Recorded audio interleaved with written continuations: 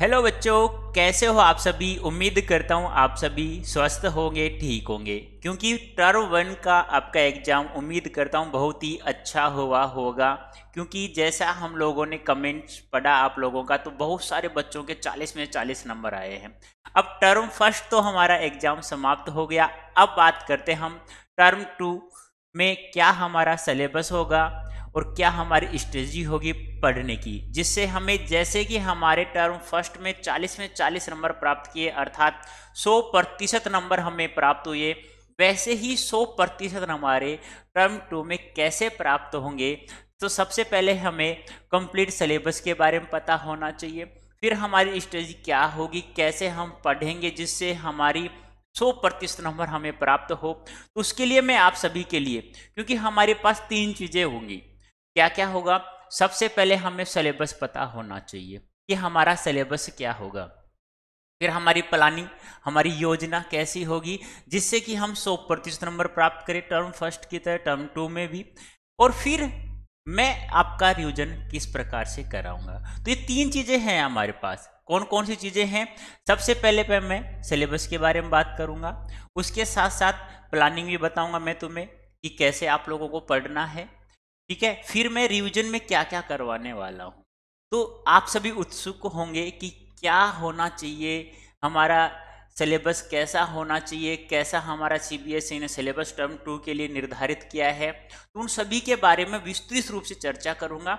और उसके बारे में फिर मैं योजनाएं बताऊंगा आप लोगों को, कैसी हमारी प्लानिंग होगी, कैसी हमारी योजना होगी, और फिर अंत में हम रिवीजन कैसे करेंगे। क्योंकि आप लोगों को पता है कि हमारा मार्च अप्रैल में टर्म टू का एग्जाम हो जाएगा, ऐसी संभावना की जा रही है। ठीक है, तो आप लोगों को पता है आपके सिलेबस में एक तो बुक का नाम है क्षितिज। कौन सी बुक है? आपको दिखाई दे रही है ना, क्षितिज बुक है।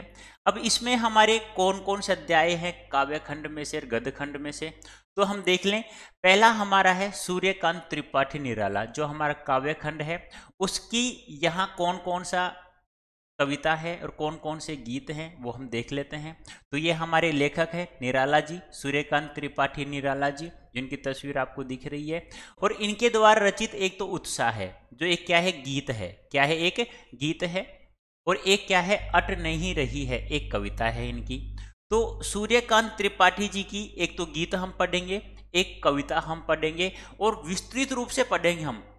चाहे हमारा कैसा भी पेपर हो, चाहे तो एमसीक्यू बेस हो, चाहे हमारा कहते हैं ना कि डेस्क्रिप्टिव हो, जिसमें हमें आंसर लिखना पड़ता है, कैसा भी हो हम विस्तृत रूप से पढ़ेंगे, एक एक शब्द का अर्थ को जानते हुए। ठीक है, ये तो हमारा एक लेखक का नाम था सूर्यकांत त्रिपाठी निराला, जिनकी एक तो गीत दिया हुआ है यहाँ पर, और एक क्या है, उनकी कविता दी हुई है। नेक्स्ट हम बात करें इसी कविता में से, काव्य खंड में से, एक लेखक और है हमारे जिनका नाम है ऋतुराज। और उनकी जो यहाँ कविता दी हुई है उनका नाम है कन्यादान। क्या नाम है उसका?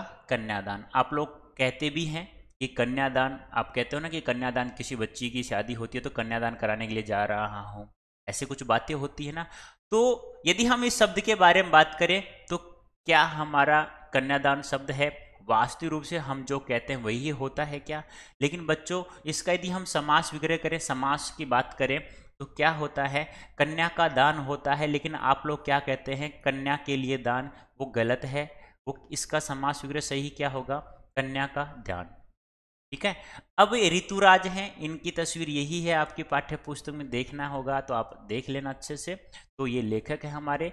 तो दूसरा हमारा सिलेबस के अकॉर्डिंग हम बात कर रहे थे, तो दूसरे लेखक का नाम क्या है? ऋतुराज है, जिनकी कविता का नाम क्या है? कन्यादान है, वो हम पढ़ेंगे। अब आगे और हम बात करें सिलेबस के अकॉर्डिंग, तो यही हमारी पुस्तक है जिसका नाम क्षितिज बाग 2 है। तो उसमें हम गद्य खंड की बात करें तो गद्य खंड में से यशपाल जी हैं, और यशपाल जी की तस्वीर आपको दिखाई दे रही है। और यशपाल जी द्वारा रचित जो यहाँ पर बहुत ही अच्छा एक व्यंग रूप में कसा हुआ एक अध्याय है जिसका नाम है लखनवी अंदाज, ये हम विस्तृत रूप से पढ़ेंगे। क्यों? गद्य खंड है, वैसे कहानी रूप में है, आप लोग बहुत अच्छे से समझ में भी आ जाएगा।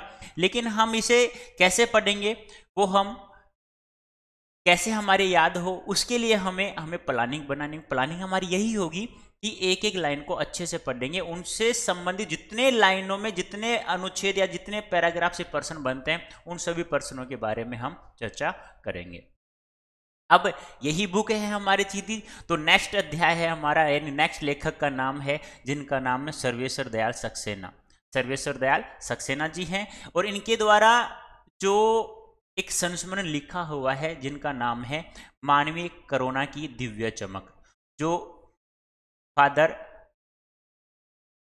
कामिल बुल्के साहब पर लिखा हुआ है। बहुत ही अच्छा संस्मरण है, इनके जीवन पर लिखा हुआ है, यानी कि जो व्यक्ति किसी के बारे में अच्छे से जानता है, उसके बारे में कुछ लिखा जाता है तो वह हमारा क्या कहलाता है, संस्मरण कहलाता है। तो सर्वेश्वर दयाल सक्सेना जी द्वारा रचित जो संस्मरण है उसका नाम है मानवीय करुणा की दिव्य चमक, और यह जो संस्मरण लिखा हुआ है दोस्तों किस पर लिखा है, फादर कामिल बुल्के पर। यह हमें पढ़ना है, टर्म 2 एग्जाम से संबंधित हमें अच्छे से प्रिपेयर करना है, तैयारी करनी है, तो इन अध्यायों को हमें अच्छे से पढ़ना होगा।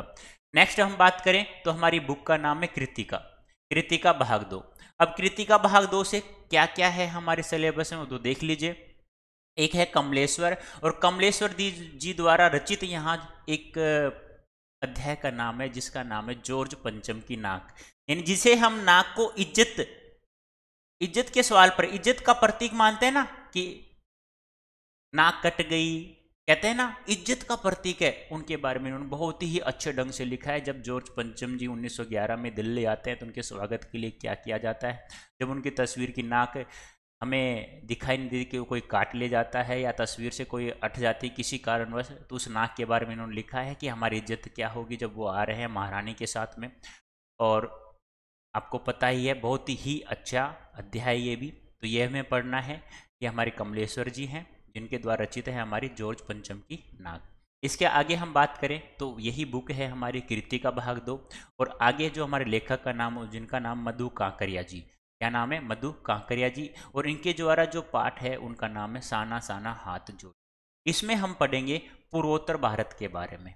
इसके बारे में पढ़ेंगे पूर्वोत्तर भारत के बारे में, और पूर्वोत्तर भारत के बारे में भी सिक्किम राज्य की जो राजधानी है जिसका नाम है गंगटोक, गंगटोक प्लस में हम हिमालय, इन दोनों क्षेत्रों के बारे में हम बहुत ही अच्छे से यात्रा वृत्तांत के बारे में पढ़ेंगे। इनमें कैसे कैसे दर्शनीय स्थल हैं, कैसे कैसे लेखिका गई वहाँ घूमने के लिए, उन्होंने कैसा महसूस किया, कैसे रास्ते थे, कैसी वहाँ की जलवायु थी, तो यह सब हम इसके बारे में पढ़ेंगे। तो मधु काकरिया जी ने क्या लिखा, साना साना हाथ जोड़ी, जो यात्रा वृत्तांत के रूप में हमें दिखाई देता है। ठीक है, अब ये तो हमारी क्या हो गया सिलेबस और प्लानिंग के बारे में था। अब मैं रिवीजन में क्या क्या करवाऊंगा कि तुम्हें पता कैसे चलेगा किस प्रकार से हमें 100% नंबर प्राप्त होंगे टर्म 2 में।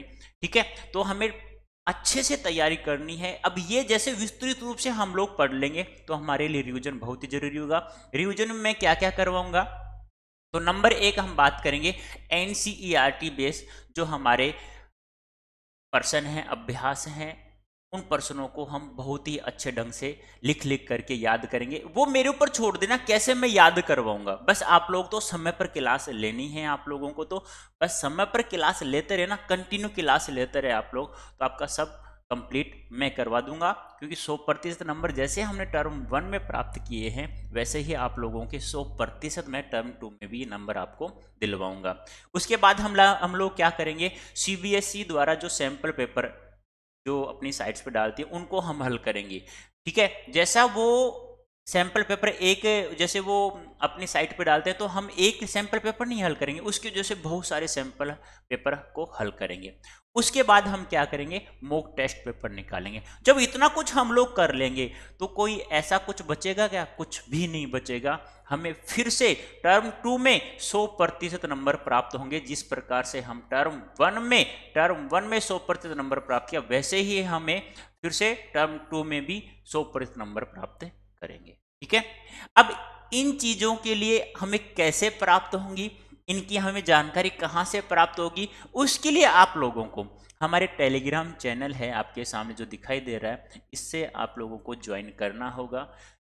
सारी जानकारी, जितनी भी जानकारी मैंने बताई है, कब आपकी क्लासें होंगी, कब आपको पीडीएफ प्राप्त होगी, यह सब टोटल नोटिफिकेशन आपको कहां से प्राप्त होंगे, हमारे इस टेलीग्राम चैनल द्वारा प्राप्त होंगे, तो आपको ज्वाइन करना होगा। तो ठीक है, तो आप लोगों ने सब इतना कुछ हम लोग कर रहे हैं, तो यही हमारे चैनल का नाम है अड्डा 24/7 क्लास 9th एंड 10th, जहां आप लोग क्लास 9th की और 10th की कक्षाएं फ्री ऑफ कॉस्ट मिलती हैं। तो आज के लिए इतना ही, धन्यवाद, थैंक यू सो मच।